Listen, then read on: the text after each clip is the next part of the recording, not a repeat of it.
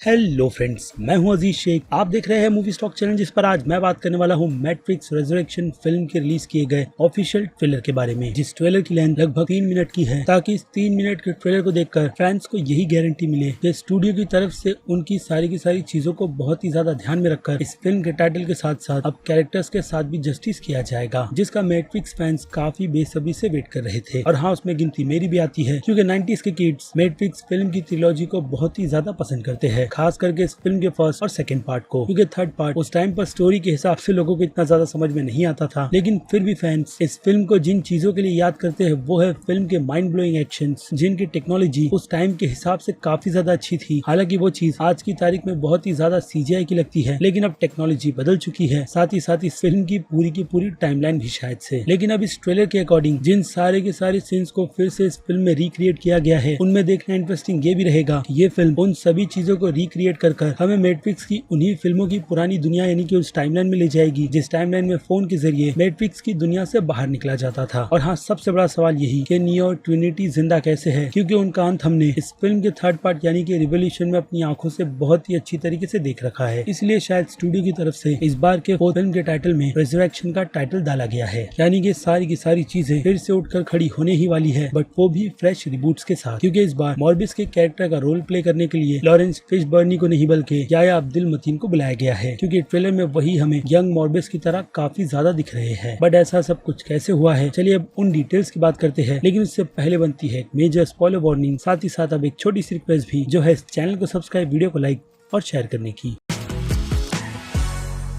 तो फ्रेंड्स, तो बात रही रेफरेंस की, वो तो इस ट्रेलर में इतने भरे पड़े हैं जिसे फैंस भी बहुत ही अच्छी तरीके से नोटिस कर सकते हैं। बाकी जिन लोगों के लिए मैट्रिक्स की ये सीरीज बिल्कुल नहीं है, तो मेरी राय उनके लिए यही रहेगी कि वो लोग पहले मैट्रिक्स के यूनिवर्स और साथ ही साथ ट्रिलॉजी के 3 पार्ट्स को देख लें, उसके बाद ही जाकर आपको ये फिल्म बिल्कुल अच्छी तरीके से समझ आएगी, जो कि ऑब्वियसली ये ट्रेलर भी हमें बहुत ही अच्छी तरीके से समझा देता है। लेकिन अगर क्विक रिकेप की बात करें सारी की सारी ट्रिलॉजी की, तो वो यही है कि मैट्रिक्स की ये दुनिया एक ऐसा माया जाल है जिससे निकलना बिल्कुल भी आसान नहीं। और अगर उससे भी सिंपल करके समझाऊं तो ये कहानी एक ऐसे फ्यूचर की है जिस फ्यूचर में इंसानों ने ही मशीन को क्रिएट कर खुद के लिए ही मुसीबतें बढ़ा दी थी, जिसके बाद फ्यूचर में इंसान और मशीनों के बीच एक जंग चल रही है, और ओरेकल की प्रोफेसी के अकॉर्डिंग एक इंसान उन मशीनों के अगेंस्ट खड़े होकर ह्यूमैनिटी को जिताएगा, जिसे मैट्रिक्स की दुनिया में द वन कहा जाता है। और ऑब्वियसली वो कैरेक्टर मैट्रिक्स की इस दुनिया में मिस्टर एंडरसन यानी कि नियॉन है, जिसे अब सच का पता तो फिल्म की ट्रिलॉजी में बहुत ही अच्छी तरीके से चल गया था कि मैट्रिक्स की ये दुनिया मशीनों की ही तरफ से बनाया गया एक ऐसा जाल है जिससे कभी भी बाहर निकला नहीं जा सकता। इसलिए फिल्म के थर्ड पार्ट यानी कि रिवॉल्यूशन में वो मशीनों की सिटी जाकर उनके लीडर यानी कि एआई से डील करता है और इंसानियत को एक हिसाब से बचाकर खुद मारा जाता है। और हाँ, ट्रिनिटी भी, जिसके बाद की ही स्टोरी हमें इस फिल्म यानी कि रिजरेक्शन में देखने मिलने वाली है। लेकिन इस दुनिया में नियो कैसे आया और कैसे जिंदा हुआ, उसी की डिटेल दी जाएगी, जिसका हिंट ये ट्रेलर भी हमें बहुत ही अच्छी तरीके से दे रहा है। और अब आ जाए सीधे इसके ट्रेलर पर, तो ट्रेलर की शुरुआत हमें डेफिनेटली मैट्रिक्स की ही दुनिया को दिखाकर की जाती है, जो इस सीन में देखकर ही हमें काफी फेक सी लगती है, जिसमें अब सूरज भी बहुत ही अच्छी तरीके से प्रेजेंट है। उसके बाद हम अगले सीन में नील पैट्रिकसन की ऑफिस में कैट को देखते हैं, जिसे मैट्रिक्स की दुनिया में डेजावू कहा जाता है। और जब भी कैट का अपीयरेंस मैट्रिक्स की दुनिया में होता है, तब वहाँ पर एजेंट्स की एंट्री होती है। बट फिलहाल तो यहाँ पर ये सिचुएशन बिल्कुल ही अलग है, क्योंकि हम यहाँ पर नियो को खुद ही की सिचुएशन नील पैट्रिक के कैरेक्टर के सामने एक्सप्लेन करते हुए देखते हैं, जिससे यही बात साफ हो जाती है कि नील पैट्रिक्स इस फिल्म में नियो के साइकियाट्रिस्ट है, जो कैरेक्टर हो सकता है कि मैट्रिक्स की इस दुनिया का प्रोग्राम किया गया हो, यानी कि ठीक ही मेकर, ओरेकल और आर्किटेक्ट की तरह। जिससे एक और बात निकल कर आती है कि इस बार भी इस दुनिया को काफी ज्यादा और बेहतर अपग्रेड कर दिया गया है, ताकि नियो जैसे दूसरे और इंसान अपनी इस दुनिया की ड्रीम से जल्दी वेकअप बिल्कुल भी ना हो, और नहीं ये दुनिया पहले की ही तरह काफी ज्यादा रियल लगे, जिससे शायद से चौथी या 5वीं बार अपडेट किया गया होगा। लेकिन हाँ, ये ट्रेलर हमें एक और चीज भी सोचने पर मजबूर कर देता है कि इस बार की इस दुनिया को मशीनों की तरफ से काफी ज्यादा एडवांस नियो के लिए ही किया गया है, और उससे अब ब्लू पिल्स के काफी ज्यादा हैवी डोज भी दिए जा रहे हैं, ताकि वो इस दुनिया से कभी भी बाहर ना निकले। यानी अभी इस फिल्म की टाइमलाइन भी काफी बड़ा मैटर करती है कि नियो इस दुनिया में कितने सालों से फंसा हुआ है, और ब्लू पिल्स के चलते उसे ऐसा ही लगता है कि उसकी सारी की सारी पुरानी यादें बस उसका एक सपना है, जिसे वो इस दुनिया में काफी ज्यादा रियल समझकर चल रहा है। लेकिन नील पैट्रिक के कैरेक्टर के रहते वो अपने सच को बस सपना ही मानता है और अपनी लाइफ को ऐसे ही नॉर्मली कंटिन्यू रखता है, जिसमें उसकी मुलाकात उसके प्यार ट्रिनिटी से भी होती है, जिसे वो पहचानने से शायद से मना कर कर देता है, लेकिन धीरे धीरे उसके सामने सच आता जाएगा और वो खुद को इस दुनिया से डिस्कनेक्ट करता चला जाएगा। यानी कि इस ट्रेलर के अकॉर्डिंग नियो ब्लू पिल्स को लेना बंद कर देगा, जिस कारण से उसका पास उस पर काफी ज्यादा हावी होने लगेगा। यानी कि नियो शायद से आउट ऑफ कंट्रोल रहेगा, जिसे कंट्रोल में लाने के लिए उसे किसी न किसी की तो मदद चाहिए ही होगी। और फिर से उन चीजों को रिपीट करते हुए हम इस ट्रेलर में भी उसे याया अब्दुल मतीन के कैरेक्टर से मिलते हुए देखते हैं, जो कि डेफिनेटली मॉर्बिस का कैरेक्टर ही है। और इस सीन के अकॉर्डिंग हो सकता है कि मॉर्बिस के कैरेक्टर को फिर से रिक्रिएट किया गया है, जो अगेन हमें एक और थियरी पर ले आता है कि ये सारी की सारी चीजें जो रिपीट हो रही है इवेंट्स के साथ, वो शायद से हो सकता है कि मशीनों की तरफ से ही की गई हो, क्योंकि पहले की भी दुनिया को बनाकर उनकी ही तरफ से एक छोटी सी खामियों को डाला गया था, ताकि जब भी इंसान अपने सपनों से उठे तो उन्हें मारने की प्लानिंग मशीन पूरी तरीके से कर रखे। और एक झूठ यानी कि भविष्यवाणी ऑरेकल की तरफ से की गई थी इंसानियत को बचाने को लेकर, उस पर मॉर्बिस अपना सब कुछ निछावर कर चलता है और लग जाता है द वन को ढूंढने की तलाश में, जिससे ट्रिनिटी को प्यार होगा और वही इंसानियत को बचाएगा भी। लेकिन उन सब के लिए पहले उसे ढूंढना होगा और बाद में उसे पूरी तरीके से ट्रेन भी करना होगा, जिसकी पूरी प्रिपरेशन अगेन हमने मैट्रिक्स के फर्स्ट पार्ट में ऑलरेडी देख रखी है। बाकी धीरे धीरे मैट्रिक्स में नियोन ने खुद को कैसे अपग्रेड किया था वो भी डिटेल हमें देखने मिली थी फिल्म के पूरे थर्ड पार्ट तक। लेकिन इस बार ये ट्रेलर उन सारी की सारी चीजों और इवेंट को रिपीट तो करता है, लेकिन एक चीज को बहुत ही अच्छी तरीके से ध्यान में रखकर कि नियो के पास उसकी वो सारी की सारी पावर्स है, जिसका यूज इस बार ट्रिनिटी भी कर रही है। यानी सच में दाल में कुछ काला है। लेकिन इन सब के बीच हम नियो को फिलहाल तो उड़ते हुए नहीं देख सकते, लेकिन कई सारी अमेजिंग पावर्स को यूज करते हुए तो देख सकते हैं, जो पहले से काफी ज्यादा कूल भी लग रही है, क्योंकि अब वक्त बदल गया है। और हो सकता है कि नियो के दिमाग में ये सारी की सारी चीजें फिर से डालने का काम ऑरेकल ने ही किया है, जो कि इस बार इस यूनिवर्स में कोई और नहीं बल्कि प्रियंका चोपड़ा का कैरेक्टर रहेगी, जिसे अभी के लिए तो कनेक्ट उस छोटी बच्ची सती के कैरेक्टर से किया जा रहा है, जो अब बड़ी हो चुकी है। तो ये एक मेजर चेंज हो सकता है। और सती के कैरेक्टर की डिजाइन उस टाइम पर मैट्रिक्स की दुनिया में कुछ भी काम की नहीं थी, लेकिन हो सकता है कि अब उस पर भी काम कर मशीनों की तरफ से कुछ काफी बड़ा अपग्रेड किया गया होगा, क्योंकि इस सीन में हम प्रियंका चोपड़ा के कैरेक्टर को एलिस इन द वंडरलैंड की बुक को भी नियो को दिखाते हुए देखते हैं, जिसकी कहानी तो आपको पता ही होगी। तो उसी कहानी से सिमिलर मिलती जुलती स्टोरी मैट्रिक्स की भी है, जिसमें लीड नियो का कैरेक्टर ही है। और मानना पड़ेगा कि मैट्रिक्स की इस दुनिया में नियो को मशीनों की तरफ से काफी ज्यादा सुविधा दी गई है, या फिर कह लो एक गलती फिर से मशीनों की तरफ से वैसी ही की गई है जैसे स्टार्ट में इस दुनिया को बनाकर मशीनों की तरफ से की गई थी, कि इंसानों को सारी चीजें काफी आसानी से थाली में परोस कर दे देने की। और अगर इंसान की लाइफ में कोई भी उतार चढ़ाव नहीं रहेगी तो डेफिनेटली कोई भी उस दुनिया को असल बिल्कुल भी नहीं समझेगा। तो शायद से ऐसा ही कुछ नियो के साथ भी यहाँ पर होगा, जो अपनी जिंदगी काफी अच्छे घर में तो जी ही रहा है, इसलिए शायद से उसे शक अपनी इस दुनिया की लाइफ पर होता है, जिसे ढूंढने के लिए वो सबसे पहले तो अपनी ब्लू पिल्स को बंद करेगा और फिर याया अब्दुल मतीन के कैरेक्टर के मिलने के बाद वो रेड पिल्स को यूज करेगा और अपना डिसीजन असल दुनिया में जाने का लेगा, जिस पिल्स को खाया जाता है असली दुनिया में उठने के लिए। लेकिन याद रहे फिल्म के थर्ड पार्ट के एंड में नियो की असली बॉडी, जो हमें उस टाइम पर उसकी डेड बॉडी लग रही थी, वो मशीनों की दुनिया में है, जिसकी झलक भी हमें इस ट्रेलर में बहुत ही अच्छी तरीके से दिखाई गई है। यानी कि मेजर स्पॉइलर और इन डिटेल्स में हम नियो के कैरेक्टर को काफी अच्छी तरीके से एक सीन में अंधा देख सकते हैं। लेकिन इतनी सारी मशीन उसके आसपास लगी हुई है, उसे देखकर ऐसा भी लगता है कि यहाँ पर नियो को अच्छी ट्रीटमेंट दी जा रही है, यानी कि उसकी बॉडी को फिर से रिजरेक्ट किया जा रहा है। और अगले ही क्विक सीन में हम उसकी आंख भी बिल्कुल प्रॉपर तरीके से देख सकते हैं। और वहीं इस सीन में हम नियो के साथ साथ एक और ह्यूमन पॉड्स को देखते हैं, जो आपको गेस करने की जरूरत है नहीं कि किसका है, क्योंकि ट्रेलर में वो डिटेल भी दी गई है कि ये पॉड 100% ट्रिनिटी का ही होगा, क्योंकि लास्ट टाइम वही दोनों अपनी जर्नी में मशीनों से बात करने गए थे ताकि इस जंग को रोका जा सके, यानी कि सेटलमेंट करने के लिए, और वहां से वो दोनों कभी लौटे ही नहीं। लेकिन अब देखना इंटरेस्टिंग ये भी होगा कि इस दुनिया में उठने के बाद, यानी कि रेजरेक्ट होने के बाद, ये लोग यहाँ से कैसे बचकर भागकर निकलेंगे, क्योंकि अगला सीन एक तरीके से हमें यही बता रहा है कि इस जगह से भागना इन दोनों के लिए बिल्कुल भी पॉसिबल नहीं है। लेकिन फिर भी उम्मीद पर दुनिया कायम है, और हाँ, ये पूरी की पूरी फिल्म भी इसीलिए फिल्म के फोर्थ पार्ट को बनाया गया है, ताकि इंसान और मशीनों के बीच चल रही जंग अपने प्रॉपर अंजाम पर पहुंचे।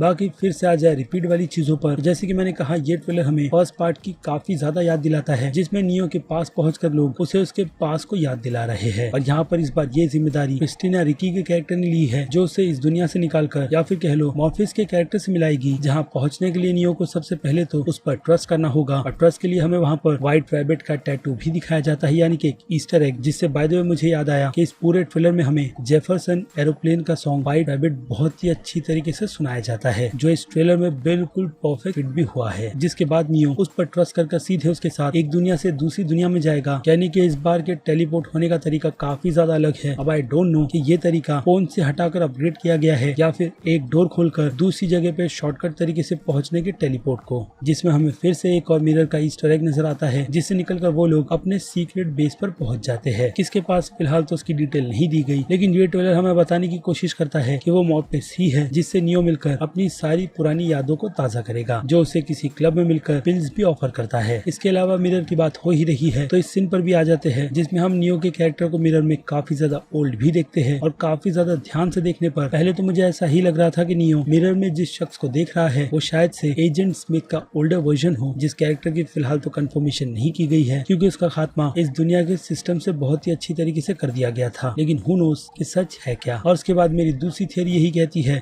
कि मिरर में नियो जिस शख्स को देख रहा है हो सकता है कि वो द वन हो, यानी कि उसका दूसरा पुराना वर्जन जिन्होंने इंसानियत को बचाने की कसम खाई थी और वो लोग अपने मिशन पर पहुंचे भी थे अगेन मशीन के अकॉर्डिंग, जिसके बाद इंसानों को रीबूट कर फिर से 16 औरतें और मर्दों को छोड़ दिया जाता ताकि वही चीजें एक साइकिल के दौरान बिल्कुल रिपीट होती रहे। और मैट्रिक्स की दुनिया में आई थिंक ये चीज 7 बार हो चुकी है, जिनमें से नियो ही सबसे ज्यादा अलग था क्योंकि उसने मशीन के बनाए गए उस सिस्टम को तोड़ते हुए इंसानियत को छोड़कर अपने प्यार को चुना था। और ट्रेलर में हम वो बात मॉर्फेस के कैरेक्टर के मुंह से भी बहुत ही अच्छी तरीके से सुन सकते हैं कि नियो इस दुनिया में अगर किसी के लिए रुका हुआ है तो वो उसका प्यार ही है, जो कि अगेन ट्रिनिटी का ही रेफरेंस है और शायद उसी के कारण वो इस दुनिया में जिंदा भी है। तो अब आ जाए फिर से एक और थियरी पर, तो हो सकता है कि नियो यहाँ से अकेला नहीं बल्कि ट्रिनिटी के साथ ही निकलेगा, जिसमें मुझे फिर से इसी सीन की याद आती है। वो दोनों एक साथ निकलकर खुद को असली दुनिया में एक साथ बिल्कुल सही सलामत और जिंदा देखेंगे, लेकिन भागेगी कैसे, अगेन उस पर एक काफी बड़ा क्वेश्चन मार्क लगा हुआ है। क्योंकि जिस मैट्रिक्स की दुनिया में वो लोग हैं वहाँ से निकलने के लिए नियो के लिए एक हिसाब से आसान होगा, लेकिन रियलिटी की इस दुनिया से निकलना फिलहाल तो उसके लिए बहुत ही ज्यादा टफ है या फिर कह लो इम्पॉसिबल, जिसमें अगेन इस सीन के अकॉर्डिंग मुझे लगता है कि मदद मॉर्फेस का कैरेक्टर ही करेगा और हाँ उसका पूरा का पूरा क्रू भी, जिसे रीबिल्ड कर इस दुनिया में नियो की मदद के लिए भेजा जाएगा, यानी कि नए चेहरे के साथ। क्योंकि मॉर्फेस के मिरर के इस सीन को देखकर वो डाउट तो होता ही है क्योंकि ये चीज मॉर्फेस के कैरेक्टर के लिए नई बिल्कुल भी नहीं है, बट यहाँ पर देखकर ऐसा ही लगता है कि मॉर्फेस मिरर की इस टेक्नोलॉजी को पहली बार देख रहा है और जैसे जैसे वो इन चीजों को लर्न करता चला जाएगा उतनी ही जल्दी वो नियो की मदद करने के लिए भी पहुंचेगा, जहाँ पहुंचकर उसे भी नियो को सारी की सारी पुरानी बातें याद दिलानी है, जो कि अगेन कई सारे रेफरेंस ही रहेंगे जिनकी रिक्रिएशन इस टाइम पर देखना काफी ज्यादा लाजवाब रहेगा। और अब आ जाते हैं सबसे बड़े क्वेश्चन पर कि इस फिल्म में मेन विलेन कौन है।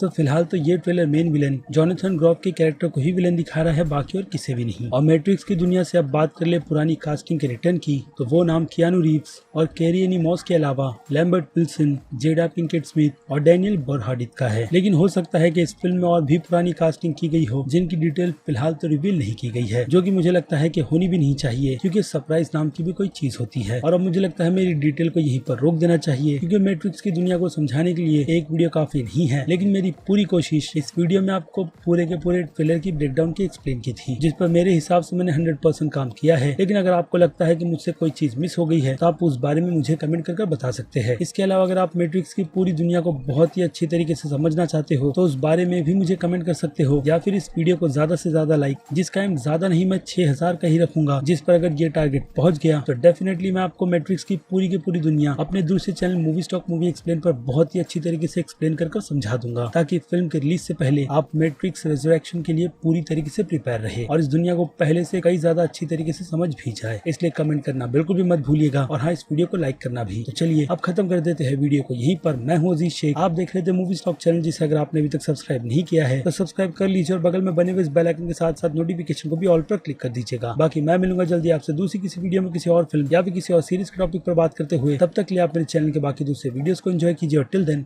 बाय।